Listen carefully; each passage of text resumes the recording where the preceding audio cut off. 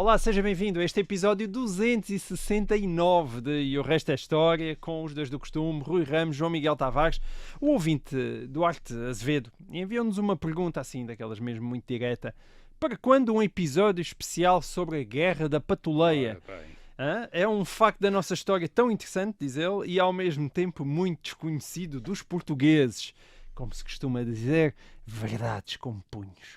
Bom, ainda para mais, Rui, sendo um apaixonado pelo século XIX, a Guerra da Patuleia é realmente uma paragem obrigatória que já tardava, mas a guerra propriamente dita, que decorreu entre o final de 1846 e meados de 1847 e opôs os chamados cartistas aos setembristas, e Rui vais ter de explicar mais à frente o que é que isto tudo significa. Essa guerra foi precedida por dois outros acontecimentos fundamentais. A revolta da Maria da Fonte, na primavera de 1846, da qual já falámos aqui, mas isto é mesmo só para os nossos ouvintes com memória de elefante. Foi há mesmo muito tempo, foi no episódio 67, já lá vão quase 4 anos. E, além da revolta da Maria da Fonte, também aconteceu, antes da Guerra da Patuleia, a chamada Emboscada, que é um golpe palaciano de 6 de outubro desse mesmo ano de 1846, através do qual a Rainha Dona Maria II depôs o governo presidido pelo Duque de Palmela, que tinha sido instituído 5 meses antes, precisamente na sequência da revolta da Maria da Fonte. Bem, nós já sabemos isto de outros episódios. A política dos nossos dias é para meninos de coro quando comparada com a política do século XIX, que foi mesmo muito complexa e mesmo muito confusa, e é para desconfundir, ou até nos teus dias bons para esclarecer, que tu estás aqui, Rui. O que foi, como é que se explica esta Guerra da Patuleia, que é um daqueles nomes de que já todos ouvimos falar alguma vez na vida, e que talvez até saibamos o que foi, desde claro que não nos peçam para explicar. Ora bem, quer dizer, não é assim tão confuso como isso. Prometes? Então vamos tentar tornar as coisas bastante mais claras aqui. Eu vou gritar alerta confusão sempre que tiveres a dizer alguma coisa que não se está a perceber. Esta Guerra Civil de 1846-47, que se chamou depois Patuleia, e sobre isso sobre a origem do nome, há várias teses, não é muito claro de onde é que vem o nome, curiosamente. Não havia nenhuma patuleia? Não, quer dizer, aquilo vem de onde? Há quem diga, há historiadores que dizem que vem de Patoléu, quer dizer, enfim, há várias teses, não vou entrar por aí. Olha, portanto, é uma guerra. Logo isto é uma guerra que se chama Patuleia e que nós não vamos saber porque é que se chama Patuleia. É o nome que foi já estou desiludido. É o nome que lhe foi dado tradicionalmente. A Guerra Civil de 1846-47 durou 8 meses. E o que é que opôs? Basicamente opõe um governo que é de liberais conservadores a uma oposição de liberais radicais. Portanto, eles eram todos liberais, porque tinham todos eles combatido contra Dom Miguel na Guerra Civil anterior, a Guerra de 1828-1834. Antigos aliados que se zangaram. Não, eles já estavam zangados nessa altura, quer dizer, mas tinham estado do mesmo lado contra o rei Dom Miguel. Ao contrário do que durante algum tempo os historiadores disseram, e costumavam dizer isso há uns 40 anos, já passou um certo tempo sobre isso, sobretudo os historiadores marxistas. Para os historiadores marxistas, quando se dizia liberais conservadores, liberais radicais, eles imaginavam, não, isto eram duas classes sociais diferentes, e andavam a tentar descobrir duas classes sociais. Isso hoje já está um bocadinho menos considerado. É muito... Liberais conservadores e liberais radicais recrutavam nos mesmos grupos sociais. Portanto, de um lado e do outro, nesta Guerra Civil, temos gente da nobreza, gente da classe média, gente popular. Portanto, havia aristocratas de ambos os lados. Um dos que estava ao lado dos radicais, dos chamados radicais, portanto, da esquerda liberal, era o Marquês de Lolé, que era o tio da rainha, portanto, estava lá, e uma grande parte dos nomes da aristocracia portuguesa estavam do lado da esquerda mais radical, do setembrista, o Marquês de Valada, o Conde de Melo, etc. Alerta confusão. Estavam lá. Não vai ser confusão, porque vão ver o que é que se passa. Quer dizer, isto é para explicar... Aristocratas, esquerdistas radicais. Que verdadeiramente há vários fatores para esta guerra que não têm a ver com as classes sociais. O primeiro, eu vou chamar a atenção para três fatores de guerra. Quer dizer, o primeiro é ideológico. Quer dizer, não é propriamente social, é ideológico. É aquilo que as pessoas acreditam ou aquilo que as pessoas pensam. Estamos a falar de liberais que não tinham as mesmas ideias sobre o que era o liberalismo. Estamos a falar de liberais que são conservadores porque querem a monarquia, querem um Estado dirigido pelo rei, embora, sim, deve haver um Parlamento, mas um Parlamento com duas câmaras, a Câmara dos Pares e a Câmara dos Deputados, e depois a Câmara dos Deputados eleita por sufrágio restrito, isto é, só votam aqueles que pagam uma determinada quantia em impostos, e também um método de eleição indireto, portanto, elege-se primeiro eleitores que depois elegem os deputados numa segunda volta. Portanto, isto é aquilo que os liberais conservadores acham que é o modelo político de um Estado liberal, é assim que eles o concebem. E depois temos outros liberais, que podemos chamar radicais, que acham que não é o rei que deve dirigir o Estado, que é o Parlamento que deve dirigir o Estado e que esse Parlamento deve ser unicameral, isso é, deve haver apenas uma Câmara de Deputados, não deve haver, portanto, Câmara dos chamados pares do reino, para a nobreza ou para o alto clero, e que essa Câmara dos Deputados deve ser eleita por um sufrágio mais alargado, isto é, geralmente com requisitos de capacidade eleitoral um bocadinho mais generosos, portanto, por exemplo, pagar menos impostos já dava direito a poder votar, e que devia ser direto, quer dizer, portanto, os próprios eleitores deviam eleger diretamente os deputados e não eleger representantes para depois elegerem deputados. Estes radicais às vezes diziam que estavam a defender uma democracia, precisamente que eles associavam a democracia ao facto de ser o Parlamento eleito por um maior número de cidadãos que dirigia o Estado. Portanto, uma ideia bastante diferente do que deveria ser o Estado liberal. Mas com o rei na mesma. Ou com uma monarquia à mesma. Parecia uma espécie de pré-republicanos, digamos assim. Sim, um rei que está basicamente muito reduzido no seu papel político a uma espécie de chefe de Estado honorário. E, portanto, para os conservadores isto não era uma monarquia. E para estes liberais radicais, às vezes chamavam isto, queriam uma democracia.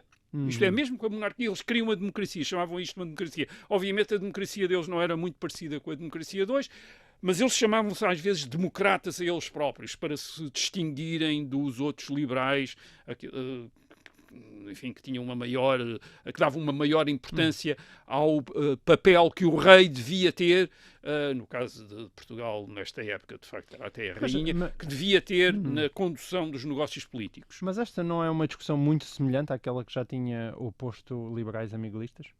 Não, porque os miguelistas não têm a ideia de um Estado liberal. Quer dizer, os miguelistas têm um poder do rei como um poder absoluto, quer dizer, e portanto estes liberais conservadores não estão a pensar, não estão a pensar de maneira nenhuma num poder absoluto, quer dizer, o rei faz parte de uma estrutura constitucional, equilibrado pelo Parlamento, por tribunais independentes, portanto é quase um regime mais presidencialista, para pôr em termos republicanos. Okay. É isso que eles estão a pensar. É um regime parecido, este regime concebido pelos liberais conservadores é um regime em que o Presidente da República, em que o Governo depende também do Presidente da República, neste caso aqui é do Rei. Isto é um regime parecido com o regime francês atual, da Quinta República Francesa. Portanto, não tem nada a ver com o regime miguelista, que é um do Rei. O Rei no regime miguelista não tem nenhum outro órgão do Estado que limita as suas funções. É uma coisa completamente diferente. Mas é novamente uma discussão sobre os poderes do rei. Sim, sobre os poderes do rei ou sobre os poderes do Parlamento. Quer dizer, depende do ponto de os liberais conservadores acham que é uma tentativa de promover o Parlamento, que dará anarquia, porque não há esse efeito ponderado do papel do rei. Agora, porque é que uns chamavam cartistas e setembristas? Isto é, os liberais conservadores são chamados cartistas. E porquê? Porque o modelo político deles está, digamos que, encarnado numa Constituição que é a Carta Constitucional de 1826. Certo. E, portanto, é essa que eles defendem e, portanto, chamam-se cartistas. E estes radicais, aqueles que chamei liberais radicais, têm também um outro modelo na tradição constitucional portuguesa, que é o da Constituição de 1822. que é esta Constituição em que, de facto, o Parlamento tem apenas uma Câmara, a Câmara dos Deputados, e é essa Câmara dos Deputados que verdadeiramente dirige o Estado. Portanto, o que nós estamos a falar é de uma questão ideológica que já vem desde os anos 20, esta oposição destes dois modelos constitucionais, Sim. o da Carta Constitucional de 1826 e o da Constituição de 1822, e, portanto, estamos aqui a falar de uma questão ideológica que divide estes liberais. Quer dizer, há quem ache que o melhor modelo é o da Carta Constitucional, há quem ache que é o da Constituição de 1822. Porquê é que não se chamam cartistas e Porquê é que não se constitucionalistas? chamavam... porque eles eram todos constitucionalistas. Porquê é que eles não chamavam-se... Porquê é que os radicais chamavam-se setembristas? Precisamente porque se remetia para um outro momento da história política portuguesa desta época, que é a Revolução de Setembro de 1836, que tinha abolido a Carta Constitucional e que tinha reposto em vigor a Constituição de 1822. Aliás, durante um tempo limitado, mas tinha sido isso que aconteceu. Portanto, a esquerda liberal, os liberais radicais, têm como grande referência esta Revolução de Setembro em Lisboa, Daí setembro de 1836, e portanto chamam-se setembristas. E portanto temos, a partir de 1836, temos setembristas e cartistas. Estas divisões não são específicas de Portugal. Em Espanha há uma divisão exatamente igual entre moderados e progressistas. Portanto, mas ainda não usas aí os termos esquerda-direita? Sim, usamos. Portanto, eles não são muito usados na época, porque é um termo então bastante francês. Mais à direita, Sim, setembristas à esquerda. a direita-esquerda. Quer dizer, porque é que eles não são usados muito? Porque as posições de esquerda e direita nos parlamentos desta época na Europa são móveis. Isto é, está à direita quem apoia o governo e está à esquerda quem é da oposição. E, portanto, eles estão constantemente a mudar e portanto, não são às vezes bem usados. Isto é, eles usam à direita, mas de repente aquilo que nós chamamos a esquerda está à direita, porque está a apoiar o governo. Portanto, há esta divisão ideológica. Este é um fator da guerra. O segundo fator da guerra é o de personalidades políticas. Isto é, porque as pessoas não se arrumam simplesmente em função das ideias, ou arrumam-se também em função de partidos e em função dos líderes desses partidos. E, portanto, o segundo fator desta guerra está nestas personalidades. Portanto, entre 1836 e 1846, nos 10 anos anteriores, a história de Portugal é a luta entre setembristas e cartistas. Portanto, os setembristas tinham derrubado a Carta em 1836 e depois os cartistas tinham restaurado a Carta em 1842. Portanto, é este governo cartista que tinha restaurado a Carta, que é derrubado em 1846, em maio de 1846, com a revolta da Maria da Fonte, e é esfiado por Costa Cabral. Diz-me só uma coisa, cartistas e setembristas são expressões que foram batizadas quando? Já existiam antes da Guerra da Patuleia? Não, vêm desde 1836. Portanto desde foi 1836 a partir de 36 que a divisão se fez. Aqueles que derrubaram a Carta Constitucional passaram a chamar-se setembristas e aqueles que defendiam a Carta Constitucional começaram a chamar-se a eles próprios e a ser designados por cartistas. Mas durante uma década tinham coabitado sem desatarem aos tiros uns aos outros. Não, já tinham dado muitos tiros uns nos outros até quando chega-se até 1846. Já tinha havido uma guerra civil em 1837, portanto, opondo também cartistas e setembristas. Portanto, tinha havido vários momentos de conflito durante esta época, com o conflito armado também. Este não é o primeiro. Quer dizer, portanto, isto eram partidos que estavam já habituados à violência política. Mas esta violência neste ano de 1846 é indissociável desta figura de António Bernardo da Costa Cabral, que é o líder do governo. Ele não era o primeiro-ministro, era o ministro do Reino, mas o ministro do Reino nesta época, portanto, o ministro do Interior, o ministro da Administração Interna, era verdadeiramente o líder político do governo, e é Costa Cabral. Costa Cabral é um liberal. Agora, ele tem um caráter muito especial, tem um caráter que toda a gente na época considera extraordinariamente irritante, quer dizer, uma agressividade enorme ao falar com os adversários políticos no Parlamento. É um bom orador parlamentar, mas tem uma tendência para usar o ataque e o sarcasmo e a violência contra os outros. E depois, além disso, ele é acusado de ter sido um governante entre 1842 e 1846, um governante corrupto. ter-se aproveitado do cargo para enriquecer. Ele, de facto, não era um homem muito rico e em 1846 tinha-se tornado um homem extraordinariamente rico e toda a gente dizia que o tinha feito abusando do seu cargo, e além disso era um entre 3 irmãos que estavam também na política. Portanto, além dele havia outros irmãos, às vezes chamavam-se os Cabrais. O irmão também era ministro, havia outro que era juiz, salvo erro, todos com posições no Estado. Portanto, o que dava ao cabralismo, e chamava-se cabralismo, um ar de família, quer dizer, um ar de uma espécie de família. Portanto, eles estavam à frente de uma verdadeira facção, assente em lojas maçónicas. O Costa Cabral também era grão-mestre de uma federação maçónica, sobretudo com oficiais do exército, que lhes davam uma grande influência nos meios militares. E esta personalidade de Costa Cabral, a maneira como ele mandava, quer dizer, com os seus fiéis, isto tinha-se tornado uma questão política fundamental nos anos 40. Isto é, portanto, a divisão já não é bem entre setembristas e cartistas, já é mais entre cabralistas e todos os outros que não são cabralistas. E o que quer dizer que na oposição não há só setembristas, há também cartistas que não são cabralistas e que estão fartos do Costa Cabral. E, portanto, há uma oposição que não é simplesmente setembrista. Tem também cartistas, tem setembristas, tem toda a gente que está contra o Costa Cabral. Isto para tornar a história mais complicada, curiosamente, o Costa Cabral tinha sido um setembrista radical e que depois tinha se tornado cartista em 1842. Portanto, eles tinham, enfim, estes políticos geralmente tinham percursos às vezes bastante sinuosos, de passarem de um lado para o outro, o que dava, portanto, há esta dimensão da política desta época, que é uma dimensão extraordinariamente personalizada também. Menos por ideologia do que por estratégia de poder. Há ideologia e há também a personalidade deles. Quer dizer, e neste caso há a personalidade fortíssima do Costa Cabral. Ele é, de facto, um homem... É daqueles homens que define uma época politicamente. Quer dizer, ele quando entra, portanto, há esta divisão entre...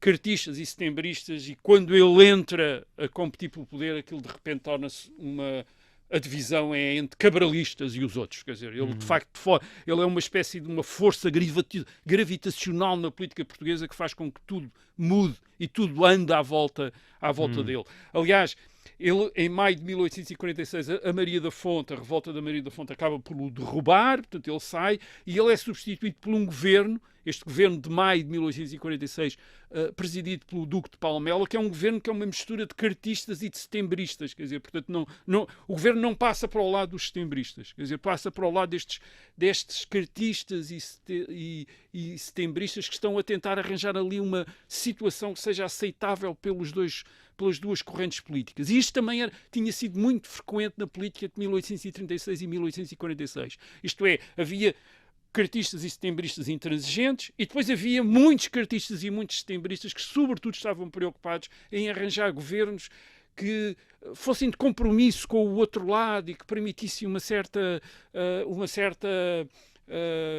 conciliação, uma certa aceitação. É isso um bocadinho que o Duque de Palmela, a partir de maio, está a fazer. O que acontecia a estes governos de conciliação, era que havia sempre quer setembristas, quer cartistas intransigentes que achavam que estes compromissos davam apenas governos fracos e traidores. E os cabralistas são precisamente destes cartistas intransigentes que acham que aquilo que o Duque de Palmela, no verão de 1846, está a fazer é uma cedência aos setembristas. E, portanto, há uma conspiração, antes de outubro de 1846, há uma conspiração quer destes cabralistas, quer também de setembristas mais radicais para derrubar o governo, e é isso que acontece na chamada emboscada, e a emboscada é apenas uma intervenção da dona... Enfim, então, não conte já, fica para a segunda parte, porque o tempo da nossa primeira parte já se foi.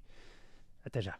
Olá, seja bem-vindo de regresso a esta segunda parte do Resto da História. Estamos a falar da Guerra da Patuleia e a enquadrar aquilo que se passou até chegar aos tiros propriamente ditos. Embora tu tenhas dito que já havia tiros há muitos anos entre eles. Bom, mas estávamos então em outubro de 1846 e na chamada emboscada. Que emboscada então foi essa, Rui? Em outubro de 1846 temos um governo esfiado pelo Duque de Palmela. O Duque de Palmela tem setembristas e cartistas com ele, está ali a tentar fazer uma situação que seja aceitável para ambos os lados, mas em ambos os lados há intransigentes que estão a conspirar contra o Duque de Palmela. E é isso que acontece O Duque de em Palmela que era 1846. cartista. Era cartista, mas era muito Tinha moderado. dias. E não era cabralista, não era todo. Quer Certo, dizer, ok. E, portanto, e reparem, neste momento, mais do que há cartistas, há setembristas, mas sobretudo há cabralistas e há anticabralistas. E entre os anticabralistas há tudo. Quer dizer, há cartistas, há setembristas e há outras coisas que ainda, Há miguelistas, não é? que ainda vão aparecer mais à frente. E, portanto, o Duque de Palmela está a fazer isso, mas está a ser minado de ambos os lados e são, de facto, os cabralistas que conseguem convencer a Rainha Dona Maria II a derrubar o Duque de Palmela. Eles chamam emboscada, mas isso obviamente é a oposição setembrista que depois vai tentar dar à demissão do Duque de Palmela um sentido um bocado sinistro, um governo que é demitido de noite. Aliás, o Duque de Palmela também já está convencido que vai cair e está também em conversações com o Duque de Saldanha, que o vem a substituir, para essa substituição. Portanto, o próprio Duque de Palmela está a colaborar na emboscada, quer dizer, portanto, contra os seus colegas setembristas. Agora, o Duque de Saldanha, quando vem em outubro de 1846 substituir o Duque de Palmela, ele continua a dizer uma coisa muito importante, que é: os Cabrais não vão voltar. Isto não é um governo cabralista que eu vou formar, os Cabrais não vão voltar. Onde é que estavam os Cabrais agora? Ainda os estavam Cabrais, em Portugal? Não, o Costa Cabral estava em Espanha, os Cabrais estavam em Espanha, tinham-se exilado, portanto estavam fora do país, quer dizer, não podiam estar no país. Agora, o que acontece é que os setembristas não vão acreditar nisso. Portanto, os setembristas dizem: não, isto é o governo de regresso dos Cabrais. O Duque de Saldanha vem para defender os Cabrais. Portanto, é isso que vai levar à Guerra Civil, basicamente. E à Guerra Civil porque há também um terceiro fator a ajudar a essa Guerra Civil. Esta época, esse terceiro fator é esta grande reação popular que há contra o estabelecimento em Portugal do tipo de Estado moderno. Isto é um Estado em que as pessoas pagam impostos em função da sua riqueza e não apenas em relação àquilo que compra. Isto é, que há impostos diretos, fortes. E Costa Cabral, quando caiu em maio de 1846, ele caiu por causa da revolta da Maria da Fonte. E essa revolta da Maria da Fonte, que é uma revolta das populações rurais do norte, sobretudo do Minho e Trás-os-Montes, é verdadeiramente uma revolta contra o governo do Costa Cabral, mas é verdadeiramente uma revolta contra o tipo de Estado que o Costa Cabral estava a tentar implantar em Portugal. Isto é um Estado moderno em que havia impostos sobre a propriedade, em que os mortos não eram enterrados nas igrejas, mas nos cemitérios. Isso tinha provocado uma revolta imensa das populações do Norte, que estavam habituadas a sepultar os seus mortos nos adros das igrejas. Isto é, a igreja era um sítio onde se reuniam os vivos e os mortos, quer dizer, e portanto estavam todos juntos quando se fazia as cerimónias religiosas, e eles achavam bizarro, quer dizer, essa necessidade de ir enterrar os mortos fora das aldeias, isto é, separá-los do convívio com os vivos, quer dizer, que era uma coisa que era muito importante para eles. E, portanto, há uma grande revolta contra as chamadas... Imagino que o argumento principal fosse higiênico, não é? Sim, eram as leis da saúde, as leis da saúde. Isto, obviamente, isto não foi aceito pelas populações rurais e depois, claro, também não foi aceito os impostos que iriam ter de pagar pelas propriedades. Portanto, há esta revolta, que é uma revolta contra Costa Cabral, porque é ele que está no governo, e, obviamente, a oposição setembrista, a oposição anticabralista, vai cavalgar esta revolta popular, não porque os setembristas não queiram o tipo de Estado igual ao do Costa Cabral, mas já agora, se as populações estão a revoltar contra Costa Cabral, nós vamos dizer que estamos do lado da população e vamos dizer que verdadeiramente as populações estão-se a revoltar contra o Costa Cabral e não contra este tipo de Estado. De facto, as populações estão-se a revoltar contra aquele tipo de Estado e vão-se, aliás, continuar a revoltar depois quando os setembristas estiverem, quando houver setembristas no poder. Eles não querem aquele tipo de Estado que os liberais estão a implantar em Portugal. Agora, claro, o que é que isto permitiu? Isto permitiu aos setembristas, em outubro de 1846, terem uma base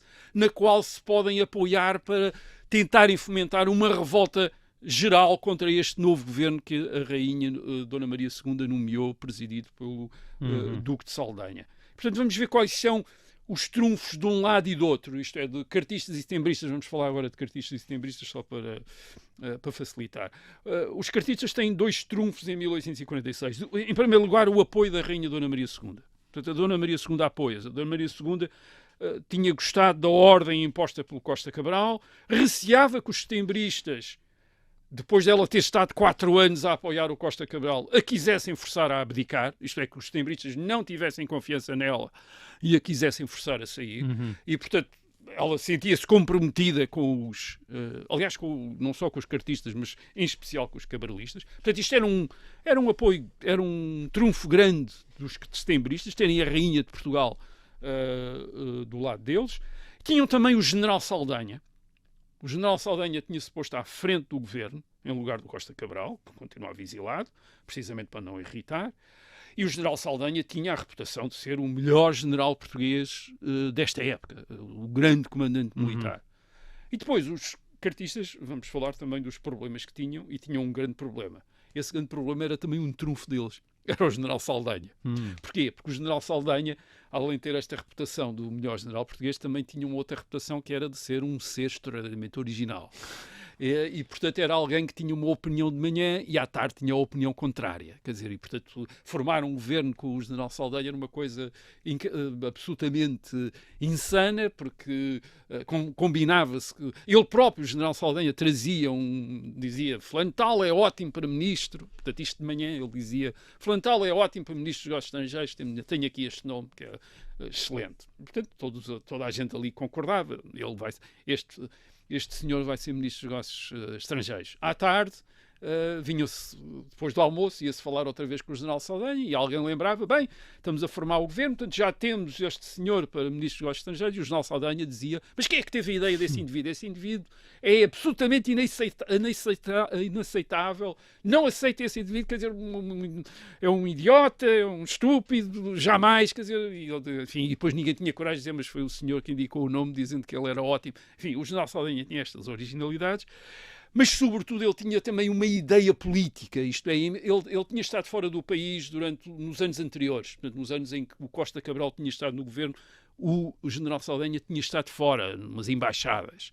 E, portanto, quando voltou no verão de 1846, para um país dividido entre cabralistas e anticabralistas, Saldanha quis estar acima dessas lutas. Quer dizer, não se quis misturar. Quer dizer, queria estar acima disso. E, portanto, ele também tinha a sua ideia de uma espécie de conciliação, quer dizer, que ele queria também impor. E, portanto, os cabralistas, que eram verdadeiramente a base do governo de Lisboa em 1846, tinham o General Saldanha à frente do governo, mas não podiam confiar inteiramente no General Saldanha, porque ele andava sempre a ter as suas ideias políticas, além de nunca saber exatamente se tinha à tarde as mesmas ideias que tinha de manhã. Bom, tu disseste que isso era um trunfo, mas... Era um trunfo. Não, era um trunfo porque, enfim, eles não podiam ter como chefe Costa Cabral, que estava exilado, e ter o General Saldanha era muito forte. Quer dizer, certo. Provavelmente, sem isso, eles não tinham tido possibilidade, aliás, de ter derrubado o Duque de Palmela em outubro de 1846. Os setembristas, por outro lado, tinham também 2 trunfos. Havia muita gente farta dos Cabrais, sim, e do governo cabralista. Como explicaste. Portanto, havia setembristas, havia também muitos cartistas do lado dos setembristas, porque já não queriam os Cabrais. Tinham a revolta da Maria da Fonte, isto é, que tinha feito alastrar as insurreições pelo país no verão de 1846, desde abril, maio, e portanto era fácil montar uma revolta contra o governo, porque havia muita gente revoltada, sim, pelo país, mas tinha um problema. E esse problema era a Rainha Dona Maria II. E porquê que era um problema? Bem, porque não era só porque a Rainha estava do lado dos Cabrais e do Costa Cabral, mas é que os setembristas não podiam reconhecer isso. Isto é, não podiam atacar a Rainha. Porquê? Porque isso colocava-os imediatamente como revolucionários. Eles, certo, não queriam aparecer como revolucionários. Ou melhor, havia alguns setembristas que não se importavam de aparecer como tal. E, aliás, alguns até vêm depois a exigir a abdicação da rainha durante a guerra. Mas a maioria dos setembristas tem noção de que não podem dispensar a Rainha Dona Maria II numa Europa de monarquias. Isto é uma Europa em que praticamente só a Suíça é que é uma república. Portanto, sim, eles não podem. E, portanto, estão criam uma fantasia quando se revoltam contra o governo em Lisboa, dizendo a rainha está coata, está sob coação, a rainha não está livre. A rainha está a apoiar este governo, mas verdadeiramente não está contra este governo. Bem, toda a gente sabia que a rainha estava imensamente contra o governo, mais que a rainha achava até o governo fraco e até criou um governo muito mais duro. A rainha é muito dura. Ela tem apoio também internacional, o apoio do tio do marido, do Dom Fernando II, que é o rei Leopoldo da Bélgica, que diz resista, não ceda a esses revolucionários. E, portanto, ela é por exemplo, em fevereiro de 1847 há um ato do governo de Lisboa que chocou muita gente, que foi a deportação para Angola de uma série de prisioneiros de guerra e eram líderes importantes, militares importantes, e que são deportados para Luanda. E isso era uma coisa que não era costume, quer dizer, não era costume fazer, e a rainha está desse lado, quer dizer, a rainha diz, sim senhora, esta gente vai para Luanda porque se revoltou contra mim. Qual era a situação militar então em outubro de 1846? Portanto, Saldanha está em Lisboa, portanto, Lisboa está a rainha Dona Maria II, está Saldanha, portanto, o governo de Lisboa. Mas antes disso, houve alguma pinga que fez transbordar o copo d'água? Sim, não, foi esta do Duque de Palmela, quer dizer, e o Saldanha vem, e para os setembristas isto é o regresso dos Cabrais, quer dizer, portanto, essa é... Portanto, eles imediatamente rompem aí, quer dizer, e a 9 de outubro, repare, 2 dias depois, 2, 3 dias depois da emboscada, os setembristas no Porto constituem um outro governo, portanto, uma junta de governo provisória, portanto, um outro governo. Isto é um governo alternativo, presidido pelo general, o Conde das Antas, mas de facto quem dirige o governo é o José Passos, que é o irmão do Passos Manuel. E, portanto, o que nós temos, de repente, em Portugal é 2 governos. Há um governo em Lisboa e há um governo no Porto. Portanto, há o governo de Lisboa. Aliás, a Junta do Porto começa a referir-se a Lisboa como o governo de Lisboa. Portanto, não reconhece aquilo como o governo da Rainha Dona Maria II, nem como o governo de Portugal. Chama-lhe o governo de Lisboa. Portanto, há 2 governos, há 2 exércitos. O exército divide-se. Uma parte que fica com a Junta do Porto, há outra parte que fica com o governo de Lisboa. Portanto, há 2 exércitos e há 2 finanças. Quer dizer, há 2 estados. Quer dizer, há 2 finanças. O governo de Lisboa tem como receita principal a receita da Alfândega de Lisboa, e tem também o crédito daquilo que vai ser chamado, ainda não se chama nessa altura, o Banco de Portugal. Portanto, começa a sacar dinheiro sobre o Banco de Portugal. E o Governo do Porto, da Junta de Governo, tem a Alfândega do Porto como principal receita, e tem a Caixa Filial do Banco de Portugal no Porto, onde também faz saques. Portanto, temos dois governos, 2 exércitos, 2 sistemas financeiros, 2 sistemas fiscais. Portanto, obviamente, quer o Governo de Lisboa, quer a Junta do Porto, escrevem logo para todos os oficiais de finanças no país, a dizer, atenção, o dinheiro vem para aqui, não mandem dinheiro para Lisboa, não mandem dinheiro para o Porto, etc. Não há muito dinheiro no país, quer dizer, não há muito dinheiro no país, portanto, eles têm de manter, por exemplo, os exércitos são pequeninos, os exércitos regulares. O Governo de Lisboa tem 4.000 homens no exército profissional, a Junta tem mais, tem 6.000.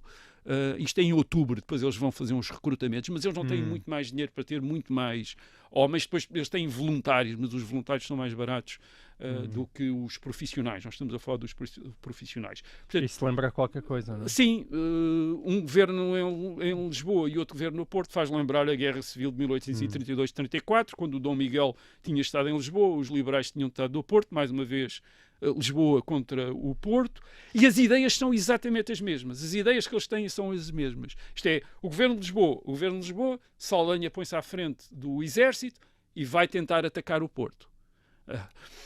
Portanto, faz uma marcha para o norte para atacar o Porto, e depois há uma batalha em Torres Vedras, porque encontram um exército da Junta do Porto que já entretanto também tinha descido e estava em Torres Vedras. O Saldanha derrota esse exército, é uma batalha a Torres Vedras em 22 de dezembro de 1846, e portanto continua a avançar, mas depois ficou em Oliveira das Anéis e nunca mais mexeu-se daí, quer dizer, ficou por ali durante o resto da guerra, fica por ali. Portanto, é a mesma ideia, tinha tido a mesma ideia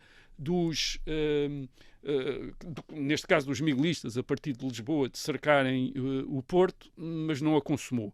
E a mesma coisa fizeram a Junta do Porto. A Junta do Porto também se lembrou de como é que os liberais tinham resolvido o problema em 1833, porque estavam cercados no Porto, e fizeram uma expedição ao Algarve, e a partir do Algarve depois avançaram até Lisboa. Portanto, eles fazem a mesma coisa, fazem uma expedição por mar que desembarca no Algarve, só que depois também não chegam a Lisboa, ficam em Setúbal. Portanto, não há meios para chegar. E isto tem a ver com aquilo que torna a guerra... Duas coisas que tornam a guerra muito discutida. Quer dizer, esta guerra da patuleia que são muito discutidas. A primeira é a vontade de combater de cada um dos lados.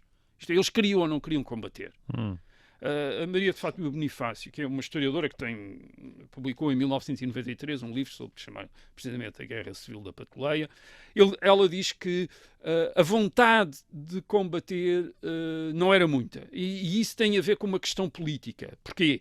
Tanto os líderes da Junta do Porto como o general Saldanha em Lisboa não queriam verdadeiramente derrotar os adversários. Porquê é que eles não queriam derrotar os adversários? Porque isso os tornaria muito dependentes das correntes mais extremistas do seu próprio lado.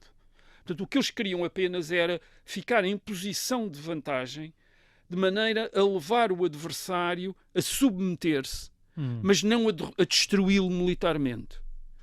Por exemplo, a ideia do Saldanha é vou primeiro eliminar a junta do Porto, mas depois vou tentar também eliminar os Cabrais. Portanto, ele na prática via a junta do Porto como adversário, mas via também os Cabrais como adversários. E, portanto, não queria destruir militarmente a junta do Porto, acompanhado pelos Cabrais, porque isso daria muita força aos Cabrais. Portanto, isso e a junta do Porto, por sua vez, que também tinha muita gente intransigente e radical com eles, também não os queria e não queria ficar dependente deles. Portanto, provavelmente também não queria derrotar o governo de Lisboa, queria que o governo de Lisboa lhes desse melhores condições. Portanto, esta podia explicar uma guerra civil em que os exércitos, para desespero de alguns, nunca se mexiam. Quer dizer, estão ali parados, quer dizer, não avançam, não fazem nada. O exército da Junta do Porto ali em Setúbal não avança para Lisboa. O exército do governo de Lisboa em Oliveira das Azemeias também não avança para o Porto.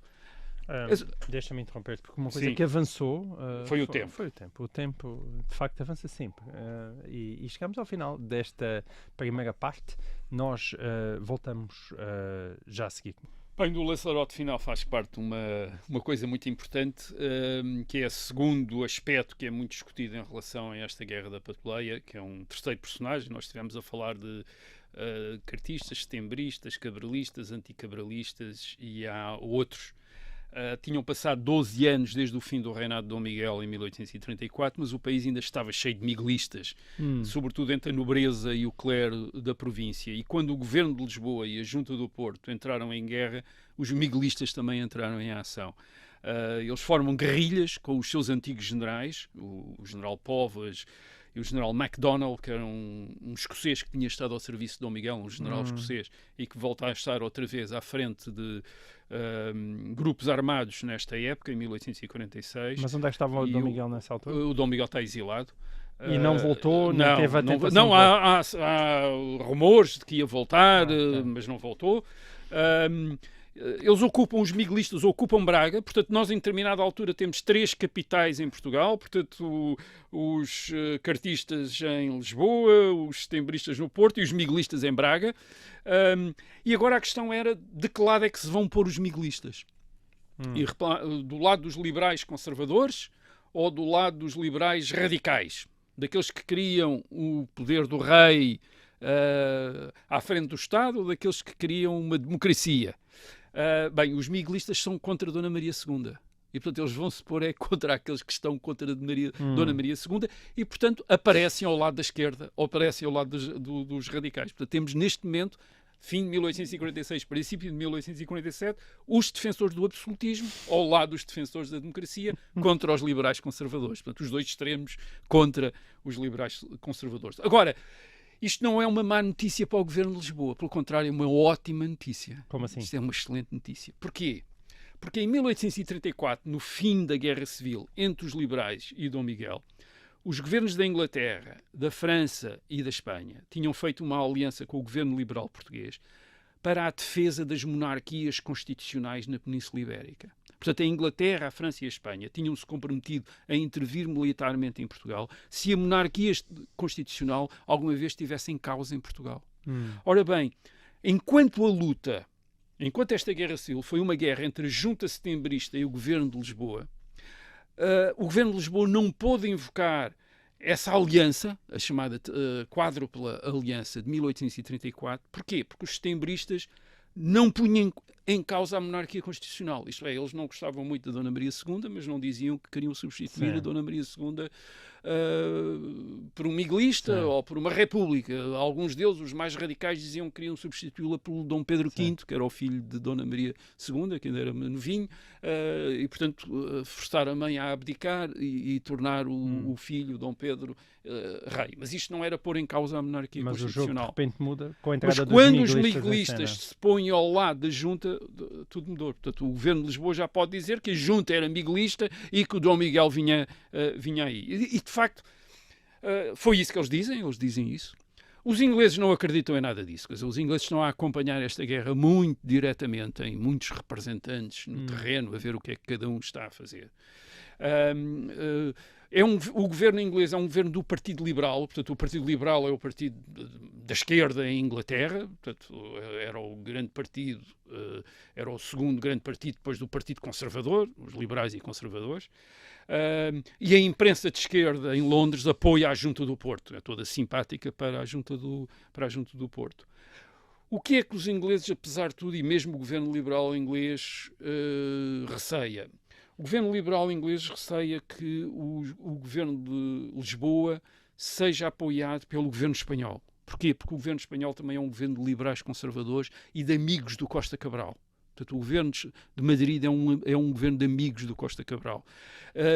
E o que é que os ingleses temem? Os ingleses temem que haja uma intervenção espanhola em Portugal, dos espanhóis sozinhos, para apoiar o governo de Lisboa.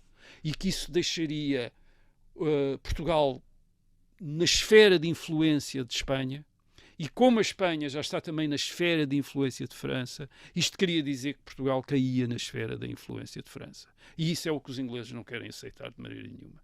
E, portanto, esta rivalidade entre a França e a Inglaterra na Península Ibérica é fundamental para levar os ingleses a dizer, bem, se não podemos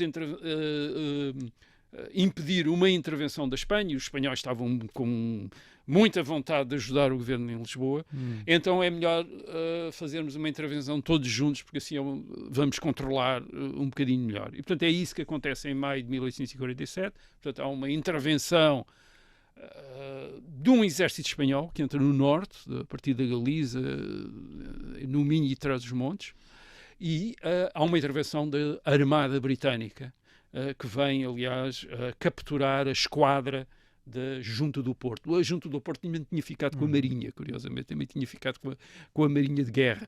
E, portanto, essa Marinha de Guerra é capturada pela Armada Britânica.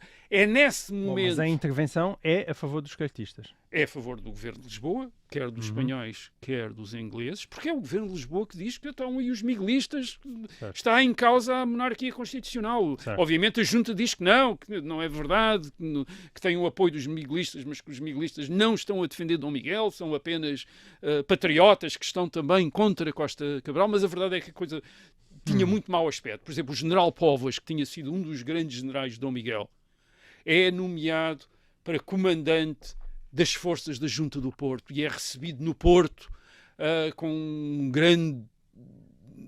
uma grande recepção pública, quer dizer, e claro, o governo de Lisboa diz, estão a ver, os miguelistas a regressar, os setembristas, a esquerda, aqui a abrir as portas ao Dom Miguel, e portanto há esta grande ameaça, estamos perante esta grande ameaça da reação, do regresso do antigo regime.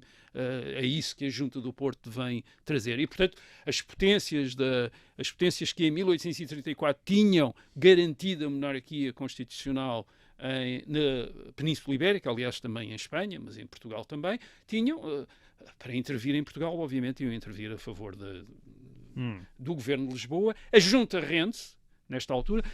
Há quem mantenha a tese que a Junta rendeu-se porque já não sabia também o que é que havia de fazer com um movimento que juntava ao mesmo tempo a esquerda mais radical e os miguelistas todos misturados. Quer dizer, o que é que se fazia politicamente com isto? É assim que acaba a guerra, mas não acaba a guerra com uma simples vitória dos cabralistas. Porquê? Porque a Inglaterra força também a Dona Maria II, primeiro, a amnistiar a junta, portanto não há perseguições políticas, portanto, todos mantêm os lugares que tinham. E porquê?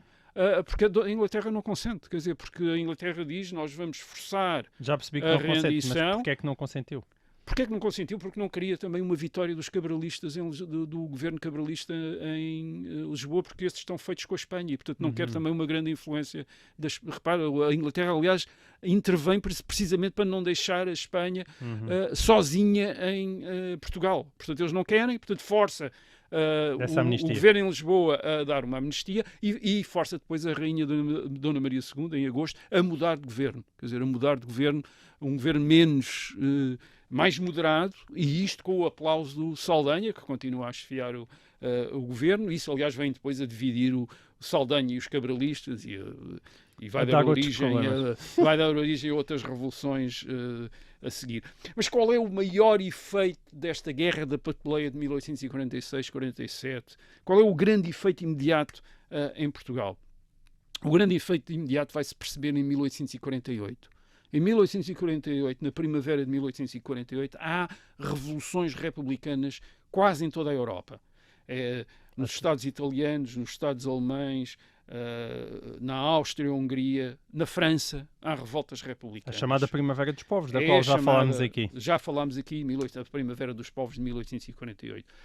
Ora, o que é que acontece em Portugal? Portugal chega a 1848 com a esquerda radical, que tinha sido derrotada na Guerra Civil em 1847 e tinha sido derrotada ainda por cima por uma intervenção externa, quer dizer, por uma intervenção da Inglaterra e da Espanha, direta, mas também com o apoio da França. E, portanto, a esquerda radical em Portugal é um grupo derrotado militarmente. E não há por isso, e isso é uma das razões pela qual em 1848 não há uma revolução em Portugal. Isto é, se não tivesse havido a Guerra Civil da Papeleia, os tembristas estariam à força em 48, muito provavelmente teria havido uma revolta, e uma revolta que provavelmente já não seria apenas uma revolta no ambiente de 1848, já não seria apenas uma revolta em nome da monarquia constitucional de Dona Maria II, tentar fingir que a Dona Maria II afinal não estava com os cartistas, essas coisas, mas provavelmente teria já uma revolta muito mais radical, provavelmente mais republicana, e não acontece precisamente por esta revolta. Portanto, não há a revolução em Portugal em 1848 por causa desta guerra civil da Papeleia de 1846-47. Muito bem, e assim termina então mais uma edição de E o Resto é História. Nós voltamos para a semana.